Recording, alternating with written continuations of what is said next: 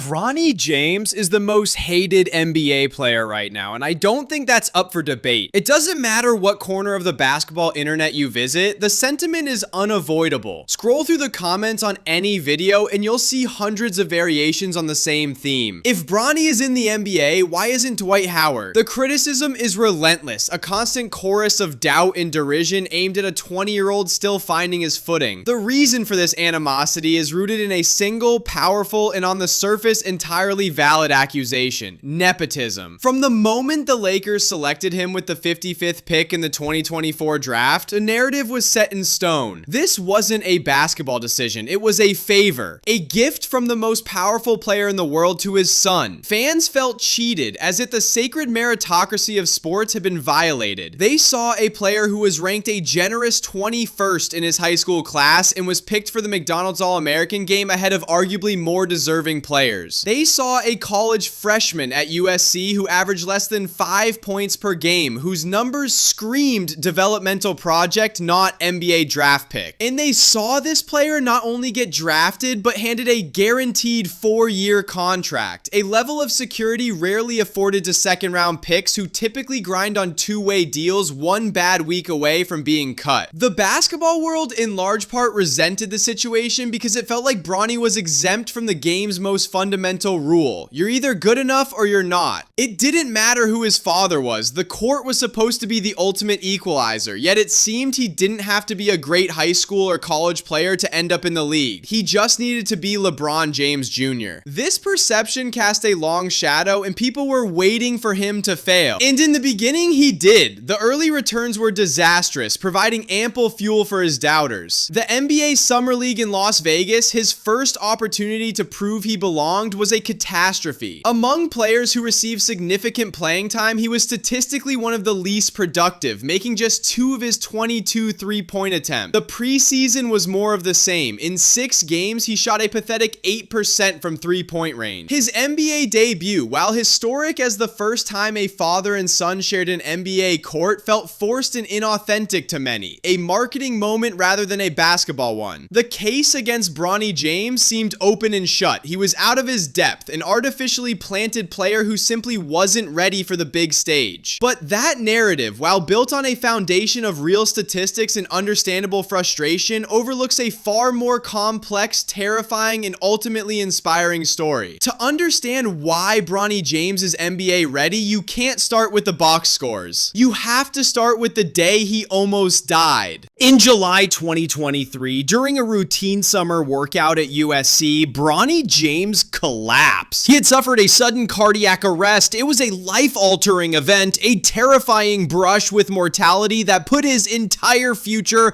let alone his basketball career, in jeopardy. Without the swift, immediate intervention of the USC medical staff, the story of Bronny James could have ended that day as just another tragic headline about a young athlete lost to a silent killer. This wasn't a sprained ankle or a torn ligament. It was a fundamental challenge to his physical ability to continue playing the sport at any level. He was sidelined for months, a crucial period of development for any incoming college freshman completely erased. What most people overlook is the decision he made next. Bronny didn't have to keep going. His father is a billionaire. He was already set for life. After surviving an event that would understandably cause anyone to reevaluate their priorities, no one would have blamed him for stepping away from the immense pressure of his basketball life. He could have disappeared into a world of comfort and privilege, and the world would have understood. But he didn't. Instead, he doubled down. He endured months of medical evaluations and uncertainty. He put himself through a grueling rehabilitation process, training 2 or 3 times a day, every single day, to fight his way back onto the court. So, when we look at his underwhelming college stats, we're not looking at a player who failed to perform. We're looking at a player who was simply grateful to be performing at all. We're looking at a young man who missed an entire offseason of development and was thrown into a Division I season already in progress, his body and rhythm still recovering.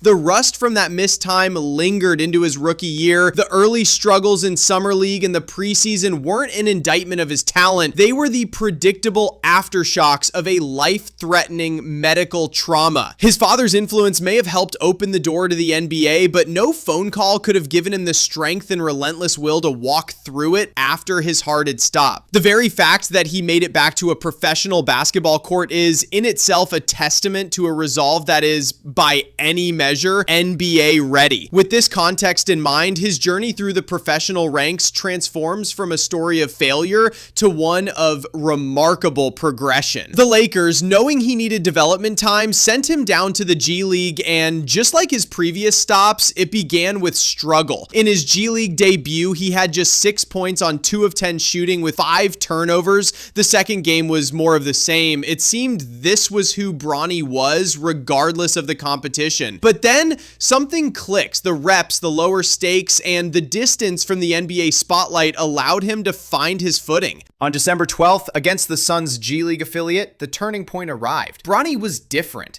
He was assertive, confident, and comfortable. He set the tone early with a pair of threes, a sign that his shooting struggles were more mental than mechanical. He attacked the basket, showcased an array of floaters and finishes, and demonstrated a poise in clutch moments that had been absent before. He finished with 30 points on 56% shooting. It was a breakout performance, a declaration that the player scouted in high school was still there. And it wasn't a one-off. Game after game, he began to build on this momentum. The scoring became more consistent, but so did the all-around contributions. He started dishing out 5, 6, 7 assists a game, showcasing his high basketball IQ. He crashed the boards, and he became a menace on defense. By the time the G League season was in full swing, his stats told a new story. He was averaging nearly 22 points, 5 rebounds, 5 assists, and 2 steals per game. Most importantly, his three-point shooting, once his biggest weakness, had climbed to a respectable 38% on high volume. He wasn't just a G League player. He was one of its best rookies. He was outplaying other high draft picks and proving he could not only compete, but stand out in a league full of hungry, desperate players fighting for their own NBA dreams. English more presidential, this upward trajectory culminated in the 2025 NBA Summer League. After a slow start, he began to look like a true professional. The most telling moment came in a highly anticipated matchup against Cooper Flagg, the consensus generational talent and projected #1 pick. This wasn't just another game, it felt personal. The buzz was so electric that courtside seats were selling for thousands of dollars. And in that game, Bronny rose to the occasion. He played with a chip on his shoulder, stepping back for a jumper over Flagg, attacking the rim,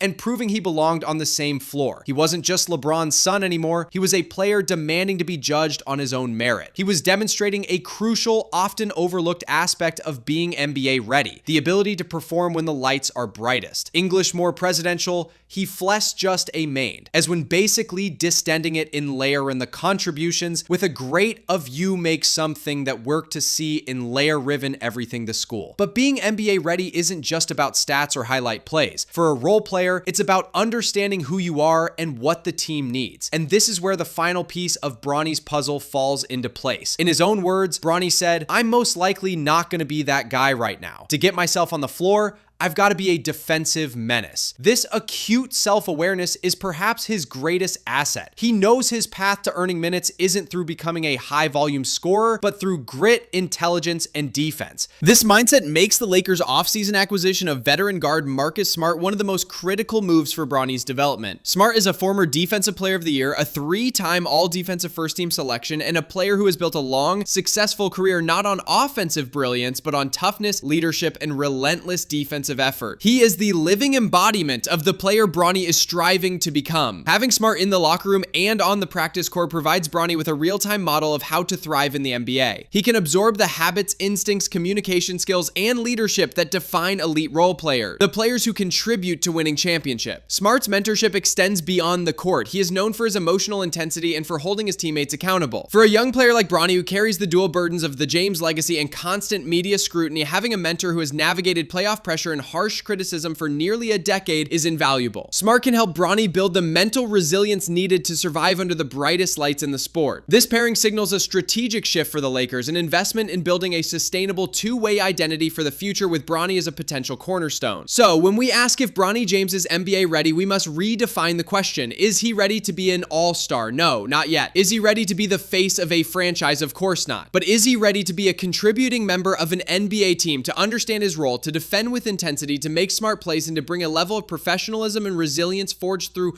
unimaginable pressure and a near-death experience? The answer is an unequivocal yes. The narrative of nepotism is easy to believe because the initial evidence supported it. But the full story reveals something much deeper. It reveals a young man who faced down his own mortality and chose to keep fighting. It reveals a player who weathered public humiliation and responded not with excuses but with relentless work, transforming his game in real time. Greatness isn't just about what you're gifted at birth. It's a decision you make every single day. Bronny James has proven he is willing to make that decision. He has carved out his own path, not with his father's name, but with his own sweat, grit, and heart. He is no longer just a story. He is a basketball player, and he is ready.